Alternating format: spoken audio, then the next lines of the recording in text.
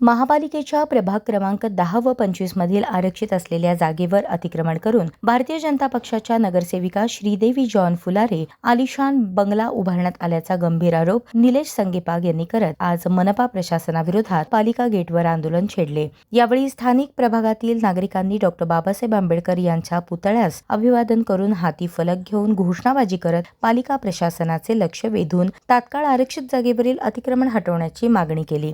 अतिक्रमण करणाऱ्या श्रीदेवी फुलारेंचा अरे नहीं चलेगी, नहीं चलेगी, तानाशाही नहीं चलेगी, अरे नहीं चलेगी, नहीं चलेगी, तानाशाही नहीं चलेगी, अरे नहीं चलेगी, नहीं चलेगी, तानाशाही नहीं चलेगी। अरे महानगरपालिकेच्या शाळेच्या जागेवर अतिक्रमण करणाऱ्या फुलारेंचा अरे लढेंगे,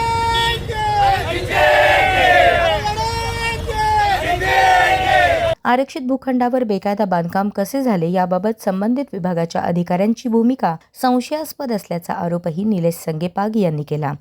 आज रोजी प्रभाग क्रमांक 15 मधील सर्व आम्ही नागरिक मिळून प्रभागातले जे नगरसेविका आहे श्रीदेवी जॉन फुलारे यांनी महानगरपालिका शाळेकरिता आरक्षित असलेल्या जागेमध्ये शाळा क्रमांक 10 आणि शाळा क्रमांक 25 या शाळांकरिता आरक्षित असलेल्या जागेत स्वतःचा 4000 स्क्वेअर फूटचा बंगला बांधून त्या बंगल्यामध्ये ते एसीची हवा खातात आणि याच्या निषेधार्थ आम्ही महानगरपालिकेवर मोर्चा घेऊन आलो होतो। त्या मोर्चामध्ये मी स्वतः निलेश संगेपाग असेल, आमचे प्रभागातले नेते राजू अलकर साहेब असतील, यमगर साहेब असतील, आम्ही सगळे आणि सर्व नागरिक मोठ्या संख्येनं या आंदोलनात आम्ही सामील झालोय आणि आमच्या या आंदोलनात आमची मागणी हीच आहे की तुम्ही आज म्हणताय की आम्हाला सगळे जागा महानगरपालिकेच्या ताब्यात घ्यायचे आणि ते विकसित करून महापालिकेचं जे उत्पन्न आहे ते वाढवायचं आहे, पण तुमच्याच सत्तेतले जे नगरसेविक आहे ते महानगरपालिकेची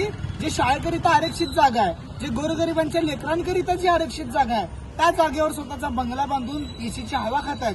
त्या नगरसेविकेच्या घरावर कधी बुलडोजर चालवणार? सर्वसामान्य माणूस 4 फूट अतिक्रमण केलं तर तुम्ही त्याचा घर संसार उद्ध्वस्त करता, मग सत्तेतल्या नगरसेविकेवर राजकीय दबावापोटी तुम्ही कारवाई करत नाहीयेत का असा प्रश्न आम्ही आज प्रशासनाला विचारलेला आहे। आणि जर त्या बंगल्यावर कारवाई तात्काळ झाली नाही तर उद्या सीएम साहेबांचा ताफा देखील आम्ही अडवणार आहोत अशी इशारा देखील आम्ही प्रशासनाला दिलेला आहे। त्यामुळे आमची सगळ्यांची नागरिकांची विनंती आहे की तात्काळ त्या अतिक्रमणावर बुलडोजर चालवून ते नासधूस करावे। धन्यवाद। आरक्षित जागा ही सार्वजनिक वापरासाठी राखीव असताना त्यावर खासगी बांधकाम कसे उभे राहिले याची सखोल चौकशी करून जबाबदार अधिकारी व संबंधितांवर कारवाई करावी अशी मागणी यावेळी करण्यात आली।